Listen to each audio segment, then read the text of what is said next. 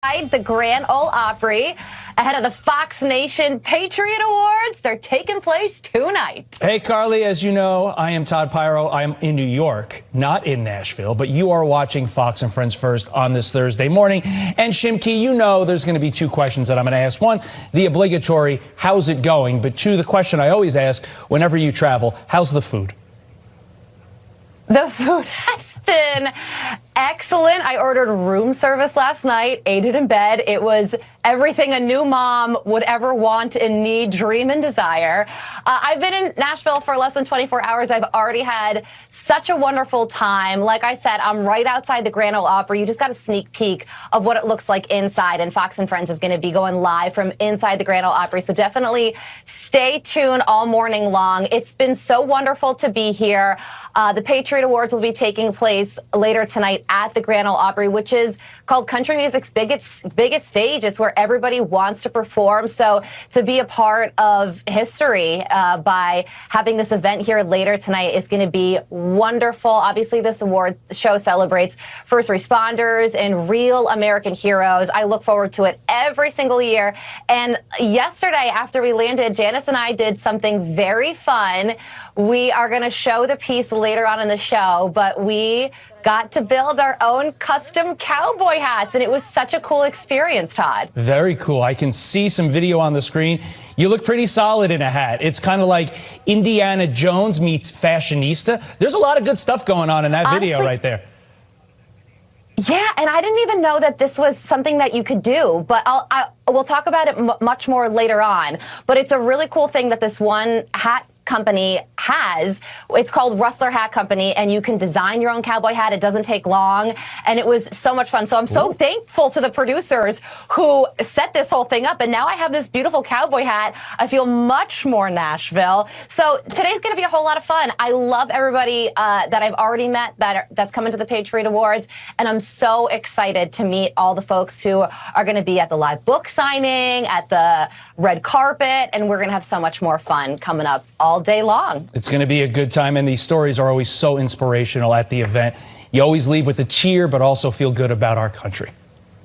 Absolutely, yeah. So we do have some serious news to get to, starting here with a Fox News alert. Today, President Biden will deliver remarks from the APEC summit where he buddied up with Chinese President Xi Jinping and what he called a successful talk before he called Xi Jinping a dictator. Griff Jenkins live in Washington with all the details. Hey, Griff.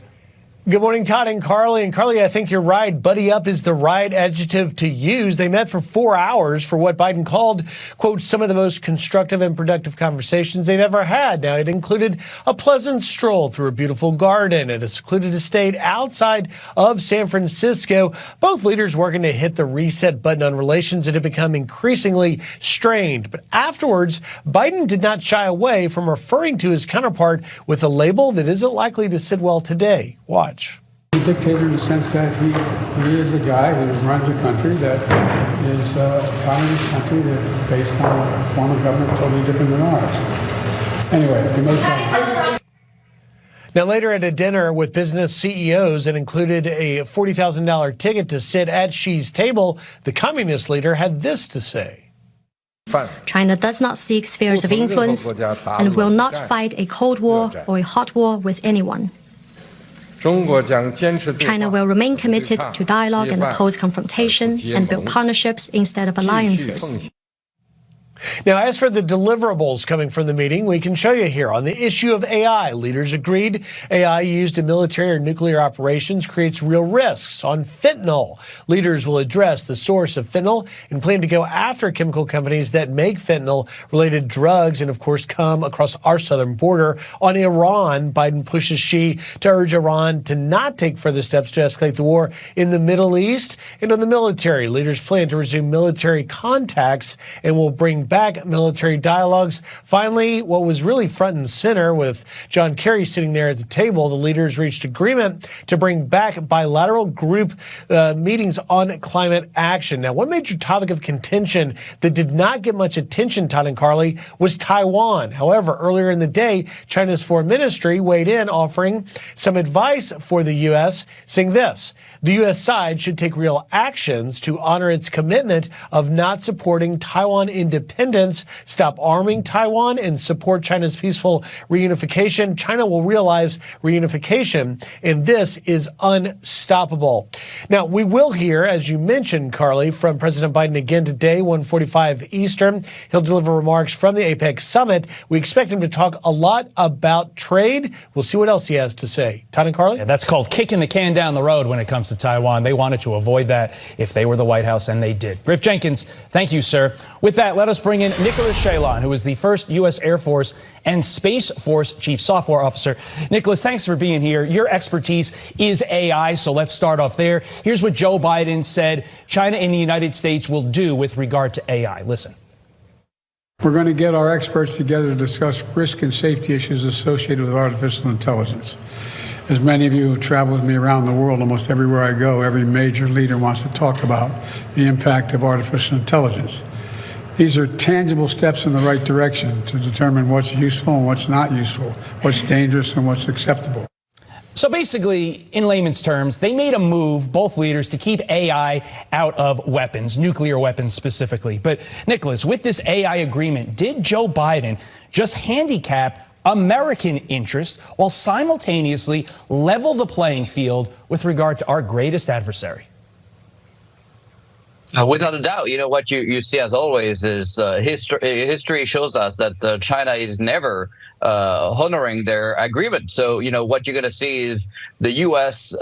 Slowly but surely giving way to China to innovate. And what you've seen also, which is pretty mind-boggling recently, is, the Space Force, which is supposed to be our new beacon for innovation, decide to ban generative AI technology, effectively, again, giving access to China. Their Beidou GPT equivalent is now deployed across the CCP, and that's going to define who is going to win the next battles. And we're just, again, giving all the tools away to China.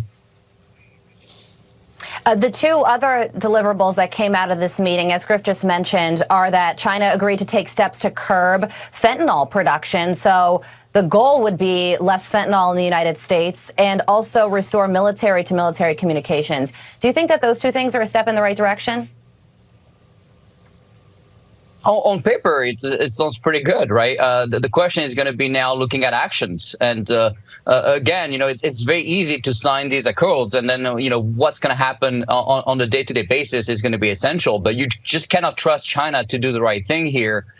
This is actually done on purpose. It's never been an accident for China to be helping the fentanyl crisis in the United States. So again, China is much smarter than we think they are. They are leading many of these innovation fields like quantum compute, hypersonics, and artificial intelligence. And again, we're just letting China take advantage of us and being short-sighted here. And we're once again inviting our money people, the people in our country have all the cash, to reinvest in China again, which, again, helps China. Don't know if it helps us in the big picture. Nicholas, as always, a pleasure. Appreciate your insight. Thank you, sir. Violence erupting on Capitol Hill when a mob of pro-Palestinian protesters swarms DNC headquarters. Capitol police officers are hurt. Top Democrats had to be evacuated. We got to look inside that chaos. And listen to this. Is this the flag we would like our children to see? The answer must be no. Is our cause in North Andover going to be symbolized as the cause of Hamas? Residents in a Massachusetts town sound off over a Palestinian flag flying on public property. The president of the local synagogue, we're seeing smoke along the Israel-Gaza border more than 40 days after the war between Israel and Hamas began. This just hours after IDF released images of weapons found during a raid at the largest hospital in Gaza. Trey Inks, live in southern Israel. He actually went into that hospital with the IDF. Trey, what did you see? Todd, Carly, good morning. Overnight, we joined Israeli forces in the heart of Gaza City as they continued a raid of Gaza's Al-Shifa hospital. The Israelis controlled where we could go and who we could talk to, but it did give us some insight into the situation on the ground. Here's a preview of our reporting for later today. Nearly 3 weeks into the ground operation, we are with the Israeli military in the dark of night, headed into the heart of Gaza City.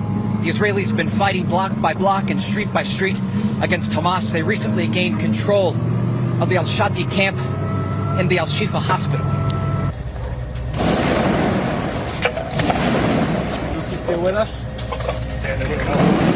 You can hear the Israelis are engaged in gun battles here with Hamas. Right now we're in Gaza's Al-Shifa hospital. It was raided overnight by Israeli forces who were looking for Hamas infrastructure and weapons. They are still searching at this hour for the tunnels that they say are beneath the hospital, but they did recover weapons they say belong to Hamas in an MRI room here on one side of the facility. And when you look behind the machine, you see the weapons and ammunition the Israelis say Hamas had ready to go so that they could continue engaging Israeli forces in the heart of Gaza City. What we have here is professional Hamas literature, all of it with the official insignia of Hamas. And we have here really a mix of tactical brochures for commanders, how to attack a tank, and what type of ammunition to use in what kind of situation. The Israelis did not show us any of the tunnels they claim are beneath Gaza's Al-Shifa hospital. They did, however, recover some of those small arms in the radiology unit. We posed questions to the Israelis about the criticism they faced for raiding a medical facility. They said that no Palestinians were killed during the operation. Todd, Carly. Wow. Trey Yanks live for us in southern Israel. Trey, as always, thank you. On to a Fox News alert. 6 Capitol Police officers are injured after clashing with about 150 anti-Israel protesters who authority was locked down. Democrat lawmakers were even evacuated from DNC headquarters as the chaos erupted. California Congressman Brad Sherman posting, quote, was just evacuated from the DNC after pro-terrorist anti-Israel protesters grew violent, pepper spraying police officers and attempting to break into the building. Protesters deny any violence. The folks in that building tonight, the folks in Democratic leadership have not been listening to the 80% of us from our diverse communities that support a ceasefire and to stop this genocide of Palestinians. And instead of being met with leaders engaging with us, instead of being met, again, our peaceful protest, we were met by police. Former Congressman and Iraq War veteran Doug Collins will join us later this hour with his reaction. Meantime, the town of North Andover, Massachusetts, has approved a permit to allow the Palestinian flag on their public flagpole, and that's not sitting well with residents. Today, we, the town of North Andover, must ask, is this still the same reasonable, safe, and welcoming town? Is this the flag we would like our children to see? The answer must be no. Is our cause in North Andover going to be symbolized as the cause of Hamas, whose only goal is to slaughter all the Jews and eradicate the state of Israel from the river to the sea? That flag is being raised in rallies that call for murder. That flag is being used. The people... Wow. Mark Freeman is the president of the congregation Ahavat Olam in North Andover, and he joins me now. Sir, what does the Palestinian flag mean to you? Look, the Palestinian flag, up until October 6th, to me it was just another flag, but as of October 7th, it is the symbol of anti-Semitism. It is a symbol of hate. It is a symbol to just eliminate the entire Jewish population. Do you feel betrayed by town officials who approved the permit to fly this flag? Do I feel betrayed? I think, frankly, I think they're just a bunch of cowards. They took a legal initiative, a legal statement from council that said you need to follow specific guidelines and must raise this flag, when in their hearts, I know every single one of them did not want to raise their flag, but they put their own personal worries ahead of the town. And that's not what leadership does. Leadership stands up and says, I'm going to do what's best for my town. That's the platform they ran on. They didn't run a platform on what's best for them, their neighborhood, their friends. They did what's best for their town, and they just cowered. And it's a most horrible feeling because North Andover is an incredibly comfortable, friendly, welcoming town. It's not anti-Semitic. We've got a wonderful police department that keeps us safe. But man, these select board members just wilted under pressure and frankly had already made the decision to say, yes, this flag's going up before public comment was even heard. Yeah, this is clearly an attempt to not get sued because they allowed the Israeli flag, so they don't want to get sued for not allowing the Palestinian flag. But what message does this send to your congregation? A group of individuals who have just endured and are continuing to endure the greatest threat to their religion since the Holocaust. It feels extraordinarily threatening. And as a brand new congregation, in fact, the first congregation that has existed in North Andover since its inception, we just started our temple in July of 2022, just 17 months into this. We have 135 families who have joined us. Each of them feel this sense of unease right now with this flag hanging in the shadow above this town. And it's a tremendous unease of a feeling. But what I can say is that I'm so enamored by the outpouring of support from the community, from people all around the world. Thanks, frankly, to Fox News for letting people know about this story. The emails, the letters, the phone calls that we are getting supporting us. And if you read the comments that appear on Fox News Digital, that appear on any of the stories, just Google North Andover Palestinian flag. The comments are just horrific in people's opinions of stating this is absolutely wrong. 90% of the population that you will read in the public comments were against this flag going up. Mark, you said it beautifully. So we have, you nailed it. We have righteousness on our side. Mark Freeman, yes, you do. We appreciate your time. Thank you, sir. Carly. All right, we are counting down to the Patriot Awards tonight, and I hit the town with Janice Dean to make our own custom cowboy hats. We're going to reveal them coming up next. The Patriot Awards are kicking off tonight in Nashville, and everyone will, of course, be dressed to impress. So Janice and I had to up the ante ahead of tonight's big show. Take a look. Carly, we're here. We are here in Nashville, but I feel like we need something. Something is missing right now. We need to look the part, Janice. Yes, we do. So what could we need? How about a hat? Let's do it. Oh, let's go in. Look at this place. Oh, this is so beautiful. Got these guys all decorated. Talking about shaping. So you'll see the steamer. We can go super cowboy with the steam. Nashville's going to be a little bit more fun. Yes. It's the home of country music, Yes. so every country star has a cowboy hat, and we replicate so many. Some people want the Kenny Chesney, the Jason Aldean, the Tim McGraw. Oh, we'll get our Carly and Janice hats. I love it. Yeah, let's Soft shape the toes hat. for you and a branding for me. Oh, boy. Do you have anything that's weather themed? Oh, yes, of course. Lightning bolt? Yes, I've got a lightning bolt just for you. Oh, Janice. Yes. Oh, yes. Oh, it's perfect. That looks so good. Yay. And now it's totally yours. It is my hat. Yep. It's the JD. No one's going to steal it. Are you ready to see the final look? She was amazing, and I don't know if you saw it, but we got our little initials. You got a B on your hat, and then I got a little lightning bolt for weather. So Rustler Hat Company, this might be my favorite hat. We love it. I feel so Nashville. Absolutely. Yeah, and it's a really cool concept, and they have an interesting story because it's a relatively new business. It started about 2.5 years ago, and the woman who started it, she's young, in her mid-30s, and she was living in Nashville and said, I feel like there's just something missing in the cowboy hat industry in Nashville. Who would have thunk it? And she said it would be a custom cowboy hat bar where you can go in, you could pick whatever hat you want, and then you could design it to your liking. And, you know, obviously we did some female designs with ours, but men go in all the time. They said that they get the Kenny Chesney hat or another country star's hat, or there's been a big influence in Yellowstone too. So the characters from Yellowstone, people ask for their hats as well. So you could do just about whatever you want with this.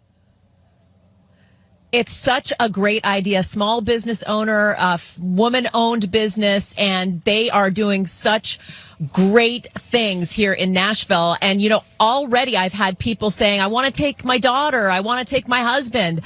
So what a wonderful idea. It's really personalized. And it's almost like Build-A-Bear for adults, right? We take our kids for the Build-A-Bear. We get to build our own hats here in Nashville. What a smart idea.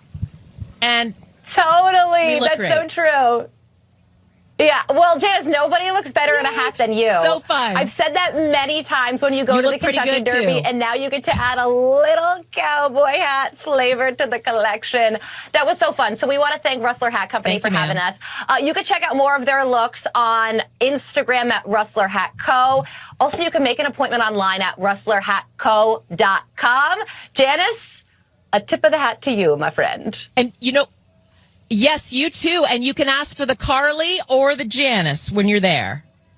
Yep, that's right. You get these exact hats. It was so fun. Todd, how do we look? You look amazing, like next level good looking.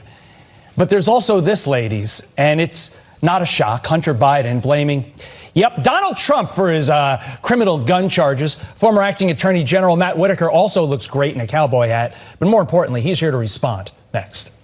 Federal court to subpoena former President Trump, former Attorney General Bill Barr, and other senior justice officials in his gun case, saying, quote, public reporting reveals certain instances that appear to suggest incessant, improper, and partisan pressure applied by then President Trump to Messrs. Rosen, Donahue, and Barr in retaliation to an investigation of Mr. Biden. Matt Whitaker is a former acting attorney general, and he joins us now to explain all of this to us. Matt, thank you so much for joining us. So Hunter Biden wants to subpoena Donald Trump. What's his play here? Yeah, I think there's a couple plays here. One is, if he can meet the high bar of demonstrating that it was politically motivated and therefore illegal under the Constitution and the Fifth Amendment, that would be, huge. And obviously the spectacle of bringing Donald Trump and Bill Barr and Rich Donahue and all those folks from the Trump DOJ would be a PR stunt. But I think at the end of the day, because of the facts of this case and, the fact that he has admitted in his own book that he possessed this gun illegally, I think it's going to be very hard for him to actually make that kind of showing that a judge is going to bring those folks to court. But, the interesting thing is once the shoe's on the other foot, if Donald Trump can bring Merrick Garland and folks in on his case based on the same theory, it's going to be very interesting. And most likely judges will try to clamp down on that and make the witness list a little more exclusive to the facts of the case. Yeah, well, there is so much going on when it comes to Hunter Biden. You got the gun charge, the tax issues, the investigation into Hunter Biden and the Biden family business. Which one are you focusing on the most? And if you're Hunter Biden, which out of that laundry list should be most worrisome to him? Yeah, I think he's, obviously got to focus on what's in front of him, which is the gun charges. But, as I think about whether or not the case was politically motivated, you have to look that the most serious charges, the tax charges from 2016, 2017, have already expired and are not being able to be brought because of the statute of limitations. And so to me, his argument that this was politically motivated, it was, that the Trump administration was targeting him, I think falls flat because, quite frankly, he's taken the benefit of his political connections and not had to face the most serious consequences for his behavior. But I think right now these gun charges are the most serious because they're the only ones that have been brought so far, and I'm not sure that there are going to be more charges as we move forward because for some reason this current Department of Justice doesn't seem interested or curious about going any further in this case. Matt, thank you so much for joining us this morning. We appreciate it. Yeah, good to see you again. Thank you. Happening today, the House Ethics Committee set to release what is expected to be a damning report on New York Congressman George Santos, who's accused of lying to win an election. The results will likely trigger another effort to expel him from Congress after Thanksgiving recess. The embattled Republican digging into the media after receiving the report himself yesterday. Watch. I have nothing to say on an ongoing investigation. I think it's inappropriate, guys, to discuss this in the media. It's inappropriate to continuously think that I'm going to change what I've said. Like I've said before, I'm staying in office for sure. Meantime, the Senate Ethics Committee refusing to investigate Senator Bob Menendez, who's facing a slew of felony charges. The New Jersey Democrat accused of acting as a foreign agent and accepting bribes. Now, despite the indictment, Menendez is still attending classified Senate briefings and rejecting calls to resign himself. New Hampshire rebelling against the White House and the DNC by holding its primary before South Carolina's. Earlier this year, the DNC decided to break the 100-year-old tradition and the law of holding its first primary election in the Granite State, opting for South Carolina instead, arguing that the change would empower minority voters. Biden, in compliance with the DNC, will not put his name on the ballot. I think it's a sad choice, and maybe he will run because people in the state want to write his name on the ballot, but maybe he won't, and then we'll see where that goes. This all comes as Democratic Senator Joe Manchin of West Virginia announces he is considering a 2024 presidential bid. Just to clarify, just to put a fine point, I know you haven't made any decisions, but are you considering running for president? I will do anything I can to help my country. Is that a yes? And you're saying, does that mean you would consider it? Absolutely. Every American should consider. Manchin giving himself until Super Tuesday to decide whether or not to launch a third-party bid for the White House. So how much is Thanksgiving dinner going to cost you this year? Here's a hint. Still a lot. We're digging in next.